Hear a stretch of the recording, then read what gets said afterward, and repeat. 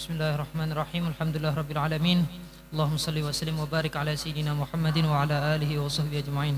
Berkata Al-Imam Al-Habib Al-Qutub Al-Habib Abdullah bin Alawi bin Muhammad Al-Haddad di dalam kitabnya Da'watut Tamah, semoga kita semua dan seluruh keluarga kita mendapatkan keberkahan ilmu beliau dunia dan akhirat. Amin ya rabbal alamin. Qala musannif Hujjatul Islam Al-Imam Al-Ghazali rahimahullah berkata tentang orang-orang yang memiliki sifat seperti di atas, maka ini adalah orang-orang yang mengalami kehancuran dan termasuk orang-orang yang bodoh lagi tertipu, sebab harapan untuk bertaubat tertutup baginya karena ia merasa dirinya termasuk orang-orang yang baik. Orang tersebut termasuk orang-orang yang disabdakan oleh Rasulullah SAW, ana min ghairi dajjal akhwafu alaikum minad dajjal. Faqila wa ma dzalika? Faqala ulama usu, artinya aku bukan dajjal, yang paling aku takutkan kepada kalian adalah dajjal. Lalu beliau ditanya, apakah itu ya Rasulullah? Rasulullah SAW menjawab, ulama yang buruk kelakuannya. Dan sabda Rasulullah SAW, man talaba ilman mimma yubtaghi bihi wajhullah la yatlubuhu illa liyanala bihi ardan minad dunya lam yajid arfal jannati yaumal qiyamah. Artinya, siapa yang belajar ilmu yang seharusnya untuk mengharap ridha Allah Subhanahu wa taala, tetapi ia tidak mencarinya kecuali hanya untuk mendapatkan kesenangan duniawi, maka ia tidak akan mencium bau surga di hari kiamat kelak. Maksud dari bau surga di sini adalah aromanya, seperti yang disebutkan dalam hadis yujadu min masirati khamsamiati amin. Artinya tercium dari jarak 500 tahun. Dan Rasulullah SAW bersabda pula, man talabal ilma liyujadila bihil ulama aw liyumari bihi sufaha aw liyasrifa bihi wujuhan nasi ilaihi adkhalahullahu nar. Artinya, siapa yang belajar ilmu yang seharusnya untuk mengharap ridha Allah, namun ia gunakan untuk mendebat para ulama atau membantah dengan orang-orang bodoh, serta untuk menarik perhatian orang-orang kepadanya, maka Allah akan memasukkannya ke dalam neraka.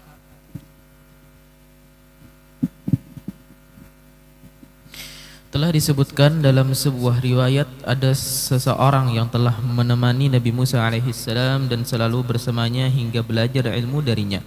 Kemudian ia selalu berkata, Musa kalimullah bersabda kepadaku, Musa pilihan Allah bersabda kepadaku, hingga ia menjadi kaya dan hartanya melimpah.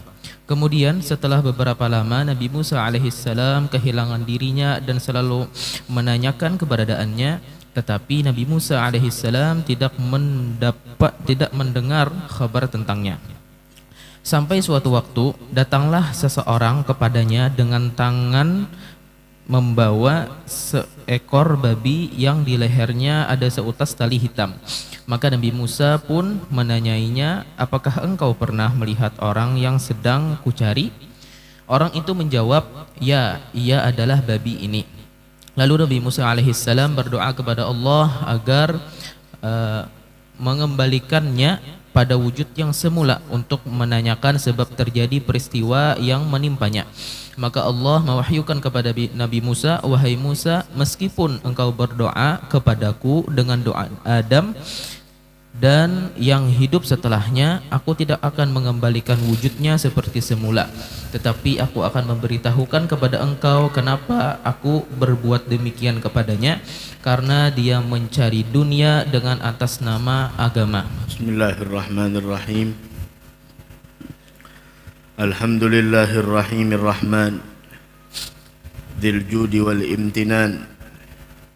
وصلى الله وسلم على المصطفى من عدنان وآله وأصحابه ومن سار على منهجهم من أهل الإحسان إلى يوم وضع الميزان وعلينا معهم وفيهم برحمتك يا أرحم الراحمين. Alhamdulillah, kita bersyukur kehadrat Allah Subhanahu wa taala atas nikmat yang Allah berikan kepada kita, sehingga di malam hari yang mulia ini kembali Allah mengumpulkan kita dan meringankan langkah kita di dalam perkumpulan yang sama-sama kita mencari kemuliaan, mencari ampunan dan mencari ridha dari Allah. Mudah-mudahan tidaklah kita bubar dari ini tempat melainkan dalam keadaan dosa yang diampuni oleh Allah, hajat yang dikabulkan oleh Allah, harapan yang diwujudkan oleh Allah, dan mudah-mudahan Allah memberikan keselamatan kepada kita dunia wal akhirah. Amin amin ya rabbal alamin. Wal Imamul Haddad menyebutkan di sini dari perkataan Al-Imam Abi Hamid Muhammad bin Muhammad Al-Ghazali tentang orang yang akan binasa, yang mana itu menunjukkan daripada kebodohan yang ada di dalam dirinya dan menunjukkan orang tersebut adalah orang yang tertipu.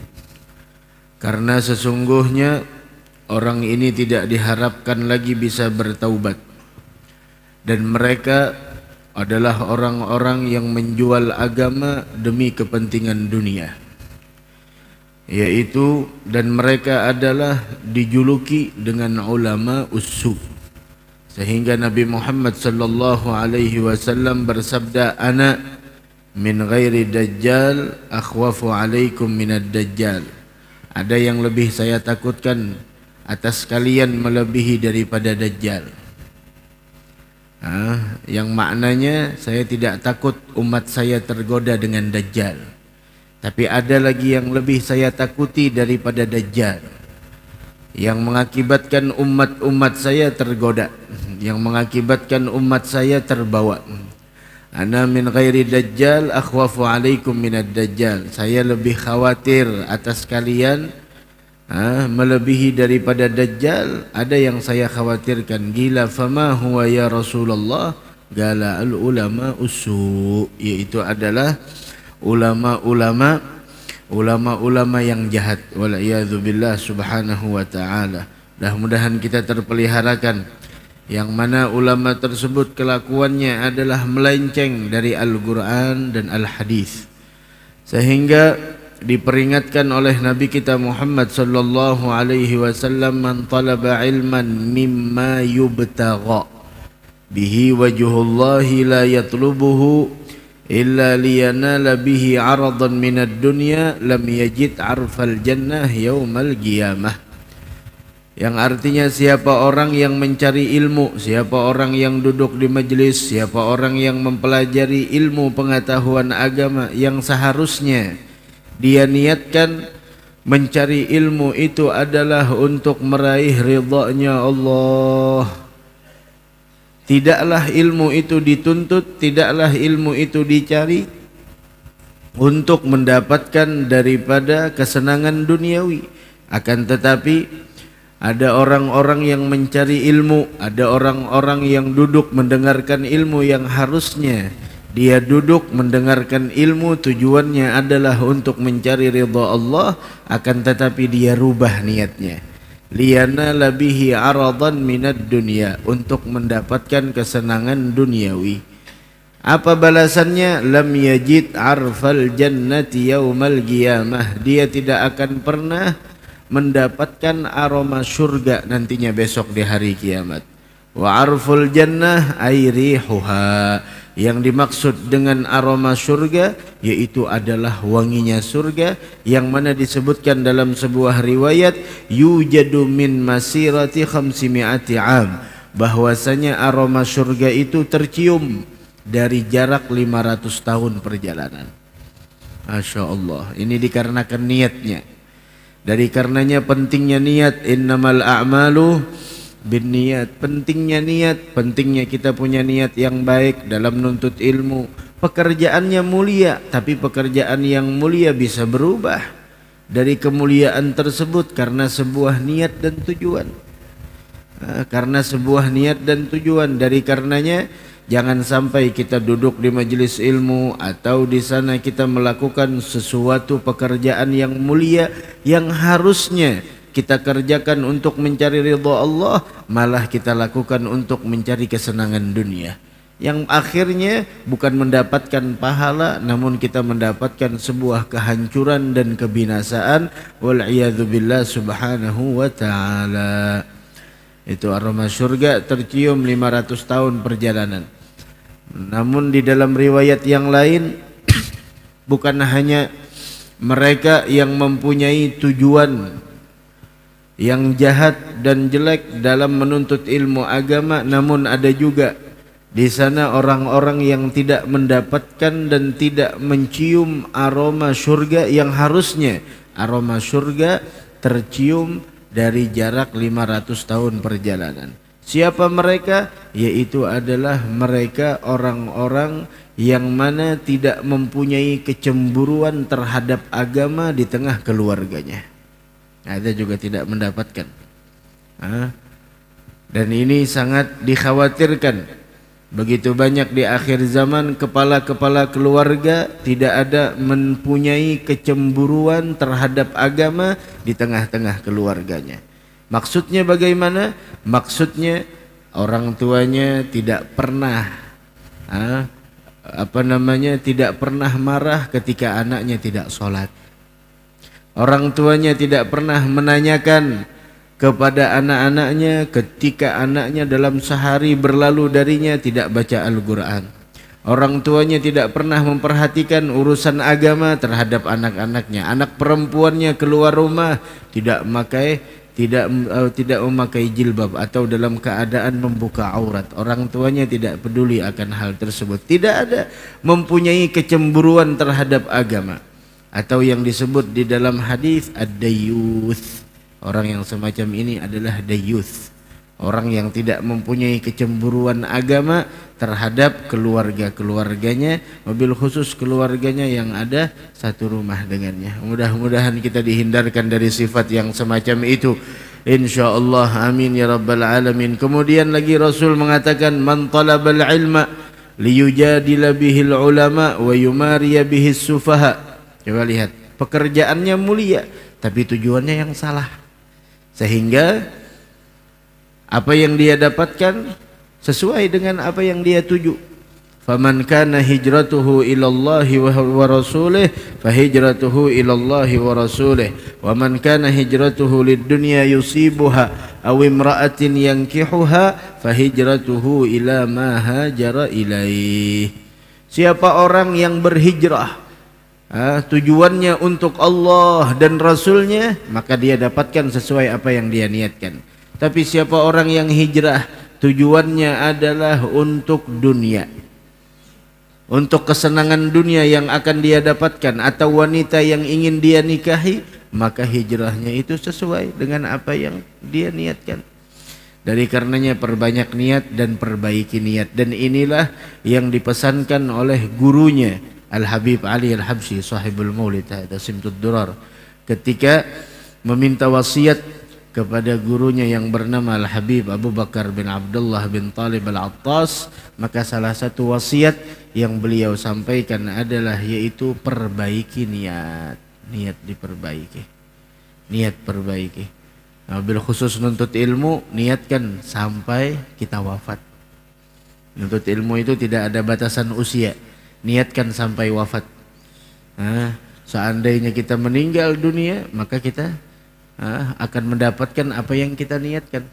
Kan seperti itu, besok di hari kiamat ada orang yang ketika menghadap kepada Allah Subhanahu wa taala mendapatkan berbagai macam pahala. Ada pahala haji, ada pahala umrah, ada pahala sedekah, ada pahala macam-macam, sedangkan dia tidak melakukannya. Kemudian dia lapor kepada Allah, ya Rabb, dari mana saya dapatkan, saya tidak melakukan. Sampai malaikatul hafazah, malaikat yang mencatat segala amal kebajikan juga melapor kepada Allah, ini dari mana, sedangkan orang ini tidak melakukannya. Kemudian Allah mengatakan, na'am, walaupun dia tidak melakukannya, tapi dia meniatkannya. Inilah pentingnya niat.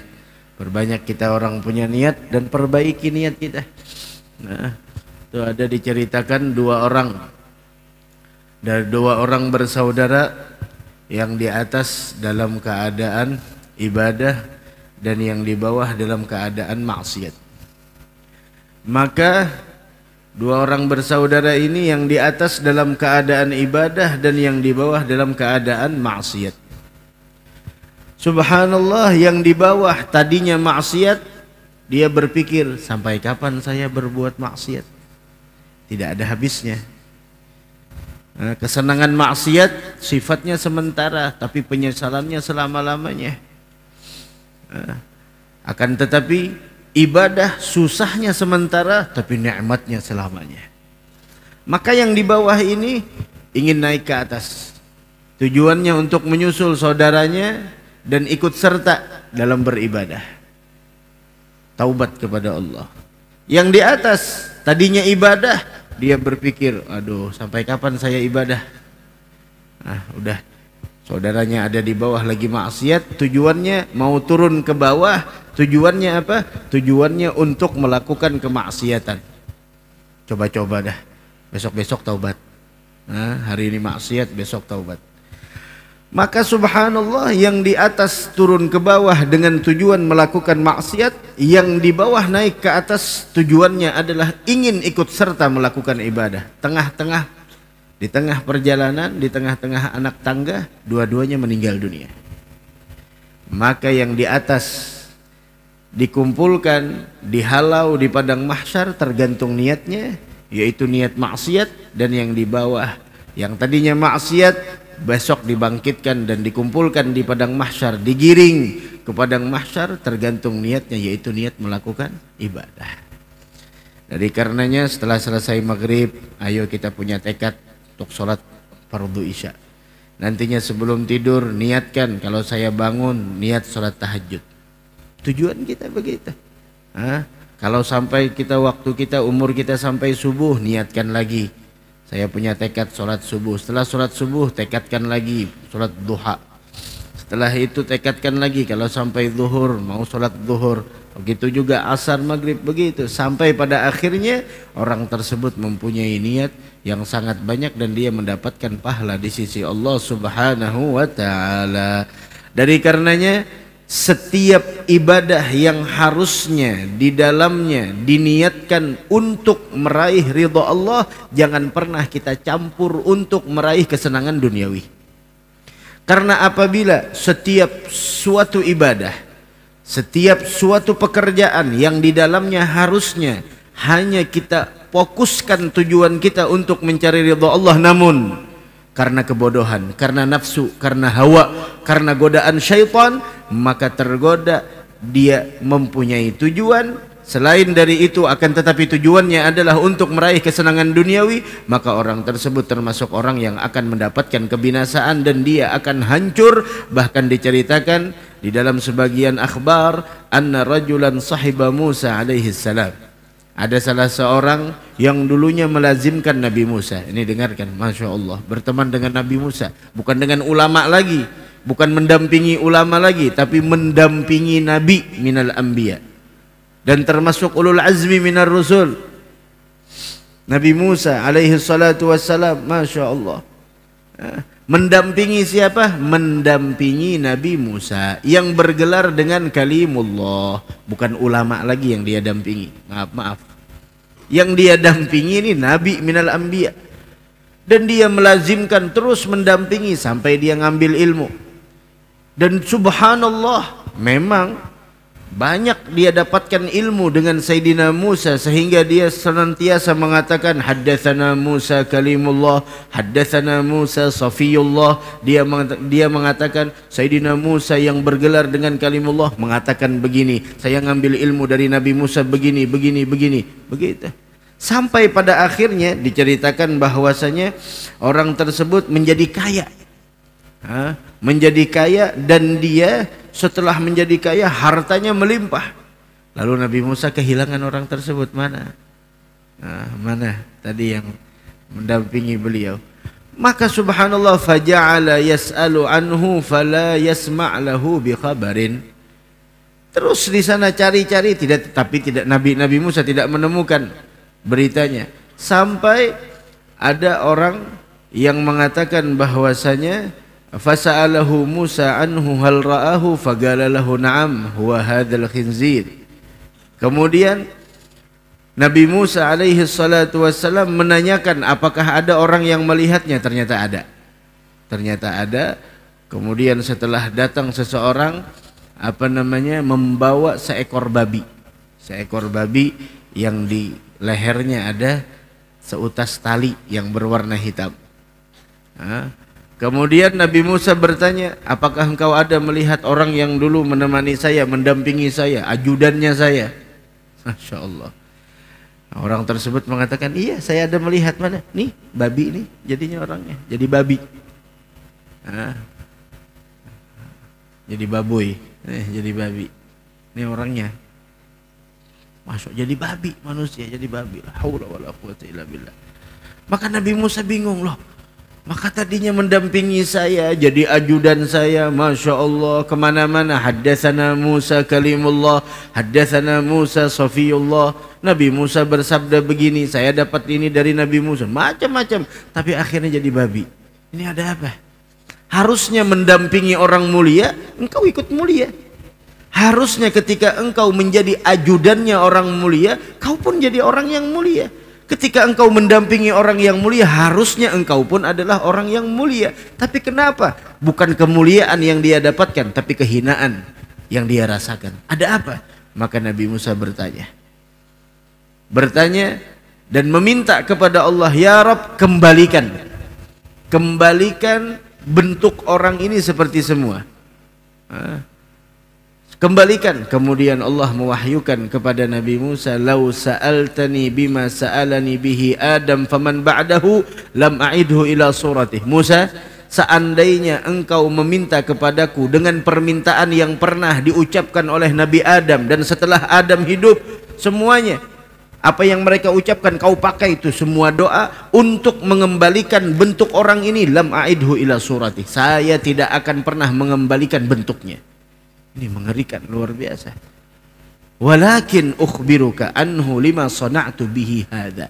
Akan tetapi kata Allah, saya beritahukan kepada engkau kenapa saya perilakukan orang ini seperti ini.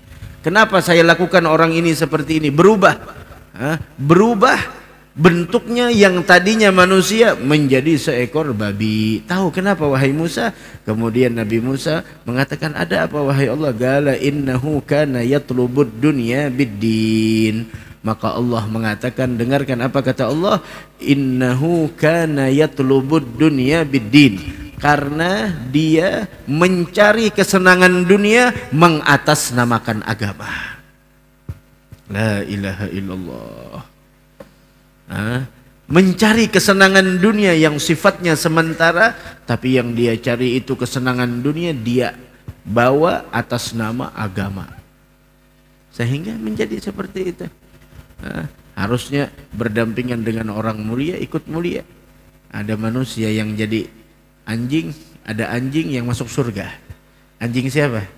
Ashabul Kahfi. Anjingnya masuk surga. Ini manusia jadi anjing. Anjingnya Ashabul Kahfi masuk surga. Disebut lagi dalam Al-Quran. Sadisuhum, bahkan dia 6 dan yang ketujuhnya adalah anjingnya. Ada yang mengatakan 7, yang ke-8-nya adalah anjingnya. Sampai disifatkan oleh Allah bagaimana anjingnya menemani daripada Ashabul Kahfi. Bukan dari anjingnya, tapi tujuan anjing tersebut mulia, menemani orang-orang yang mulia. La ilaha illallah. Dari karenanya kalau kita ingin mulia, tempuh jalan orang yang mulia. Kalau kita ingin menjadi orang yang hebat, tempuh jalan orang yang hebat. Orang bisa menjadi mulia tidak ada yang instan. Semuanya melalui proses yang sangat lama dan memerlukan waktu, prosesnya macam-macam. Dan tidak ada yang kita temui yang setahunya kita, tidak ada orang yang sukses dengan instan. Semuanya proses. Berbagai macam apa yang dia lalui, tapi semua proses tersebut dia lalui dengan sabar. Dari karenanya dikatakan kunci keberhasilan adalah kesabaran. Mudah-mudahan kita termasuk orang yang sukses dan berhasil dunia wal akhirah insyaallah, amin ya rabbal alamin. Baca setelahnya. dan yang lebih berat dari riwayat di atas adalah yang diriwayatkan oleh Sayyidina Mu'adz bin Jabal radhiyallahu taala anhu ardah dalam riwayat yang mauquf dan marfu' bahwasanya Rasulullah sallallahu alaihi wasallam bersabda, min fitnatil alim ay yakuna al-kalama ahabba ilaih minal istima'. Artinya termasuk ujian seorang ulama adalah lebih suka berbicara daripada mendengarkan. Ketika dalam berbicara terdapat perhiasan dan kelebihan, dan orang yang berbicara tidak terlepas dari luput dan kesalahan, sedangkan dalam diam terdapat keselamatan dan ilmu. Cukuplah pembahasan riwayat yang disebutkan di atas. Dalam riwayat tersebut terdapat ancaman yang besar yang tidak kami sebutkan agar menjadi ringkas. Di dalamnya disebutkan tentang tingkatan neraka, dan di setiap tingkatan terdapat segolongan ulama yang berakhlak buruk. Mereka disifati dengan sifat yang sangat jelek dan bodoh yang disebutkan dalam bab ilmu pada kitab Ihya Ulumuddin. Jadi tugas pokok yang harus menjadi sandaran atau dasar pencari ilmu adalah memperbaiki niatnya pada saat memulai menuntut ilmu, yaitu menginginkan Allah Subhanahu wa taala dan lebih mengutamakan kehidupan akhirat kelak. Sesungguhnya niat merupakan pondasi yang di atasnya akan dibangun sesuatu. Jika pondasinya baik dan lurus, maka bangunannya akan menjadi baik dan lurus. Maka hendaklah para penuntut ilmu memperhatikan semua hal itu dengan sebenar-benarnya dan berusaha mencapainya dengan sungguh-sungguh. Rasulullah sallallahu alaihi wasallam bersabda, innamal a'malu binniyat. Artinya sesungguhnya setiap amal tergantung pada niatnya. Naam. Tadi disebutkan bagaimana fitnah termasuk ujian seorang ulama lebih suka berbicara daripada mendengarkan. Masya Allah. Itu fitnahnya, ujiannya, ujian dari para ulama. Nah, mudah-mudahan kita terselamatkan dari ujian tersebut insyaallah. Hadza diriwayatkan bahwasanya salasatun la yadkhulunal jannata abada. Dalam sebuah hadis bahwasanya ada 3 golongan yang tidak akan pernah masuk ke dalam surga. Yang pertama dayus, dan yang kedua warrajilatu minan nisa wa mudminul khamr. Yang pertama dayus, dan yang kedua ar-rajilatu minan nisa, dan yang ketiga mudminul khamr. Galu ya Rasulullah, maka para sahabat mengatakan, wahai Rasul, amma mudminul khamr faqad arafna.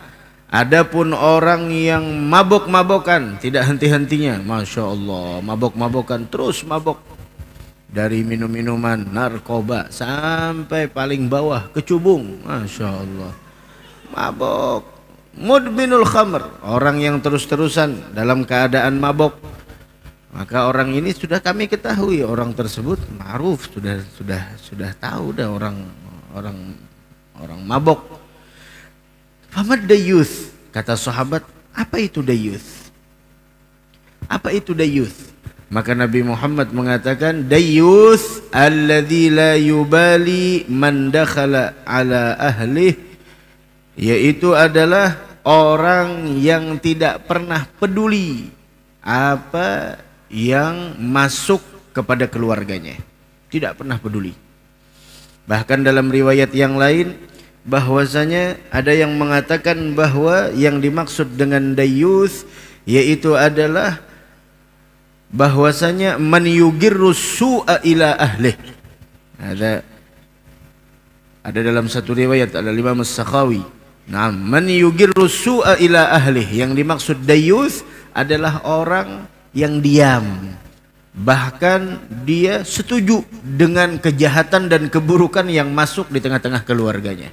Masya Allah, keluarganya kada sembahyang biasa aja, nah, keluarganya melakukan maksiat biasa aja, yugir, mengakui, menyetujui keburukan yang masuk di dalam keluarganya. Nah, sekarang warrajilatu minan nisa, apa itu rajilatu minan nisa? Yaitu allati tushabbahu birrijal, perempuan-perempuan yang mana di sana menyerupai laki-laki atau sebaliknya. Banyak seperti itu. Seperti orang yang tidak terima dengan kodratnya. Udah kodrat jadi laki-laki, udah jadi laki-laki, jangan jadi perempuan. Yang perempuan kodrat jadi perempuan, udah jadi perempuan, jangan jadi laki-laki. Ini yang bebinian nak jadi lakian, yang laki nak jadi bebinian. Masya Allah. Tehurup dunia, teputar, terbalik. Belum nang kecubung lagi, bahambur. Masya Allah. La hawla wa la quwata illa billah. Ar-rajilatu minan nisa. Naam. La ilaha illallah. Nah, ini 3 golongan orang yang tidak akan pernah masuk ke dalam surga. Dan di sini Al-Imamul Haddad juga mengatakan tentang bagaimana kedudukan niat dalam diri seseorang, dan beliau mengatakan niat itu merupakan pondasi yang mana di atasnya akan dibangun sesuatu. Apabila pondasinya baik dan lurus, maka bangunannya pun akan menjadi baik dan lurus. Guru mulia Al-Habib Umar bin Muhammad bin Salim bin Hafidh, semoga beliau panjang umur, sehat walafiat, beliau mengatakan bahwasanya terjadinya kecacatan dan terjadinya keburukan dalam sebuah perbuatan itu akibat dari jahat dan buruknya niat dan tujuan seseorang. Terjadi kecacatan dalam sebuah amal. Itu karena apa? Karena memang niatnya yang jelek, niatnya yang buruk. Bukan karena pekerjaannya, tapi niatnya sendiri yang tidak baik. La ilaha illallah. Naam. Mudah-mudahan Allah Subhanahu wa taala memberikan keteguhan kepada kita dalam kebenaran, dan mudah-mudahan Allah Subhanahu wa taala senantiasa memberikan kepada kita keistiqamahan sampai kita wafat dalam keadaan husnal khatimah. Amin amin ya rabbal alamin. Bismillah, adzan. Allahu akbar, Allahu akbar, Allahu akbar,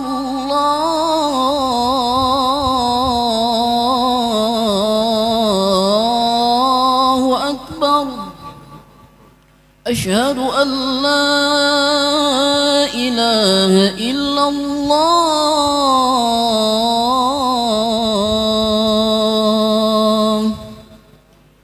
Asyhadu an la ilaha illallah.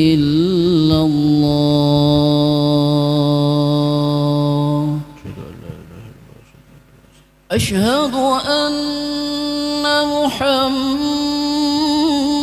Rasulullah. Asyhadu anna Muhammadar Rasulullah. Hayya 'ala salat.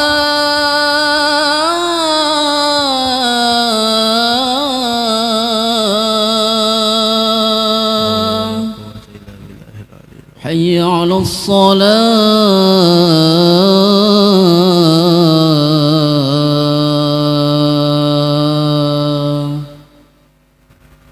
Hayya 'alal falah.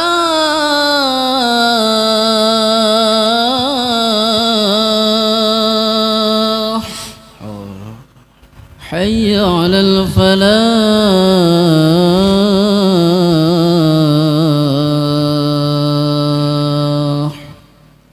Allahu akbar,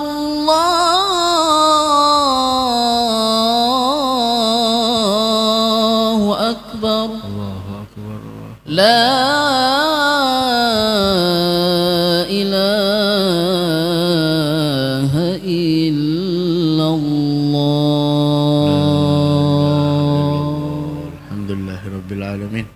Allahumma shalli wa sallim ala sayyidina Muhammadin wa alihi wa ridwani sahabati ajma'in. Allahumma rabb hadhihi ad-da'wati at-tammah was-salati al-qa'imah hati sayyidina Muhammadan al-wasilata wal fadilah syaraf wa darajat al-aliyah ar-rafi'ah wa ba'ath al-maqam mahmud alladhi wa'adtahu ya arhamar rahimin. Rabbi ighfir li wa li walidayya, Rabbi ighfir li wa li walidayya, Rabbi ighfir li wa li walidayya, Rabbi ighfir li wa li walidayya, Rabbi ighfir li wa li walidayya warhamhuma kama rabbayani saghira. Allahumma inna nas'aluka al-'afwa wal 'afiyah wal mu'afata ad-daimah fid dini wad dunya wal akhirah. Naam.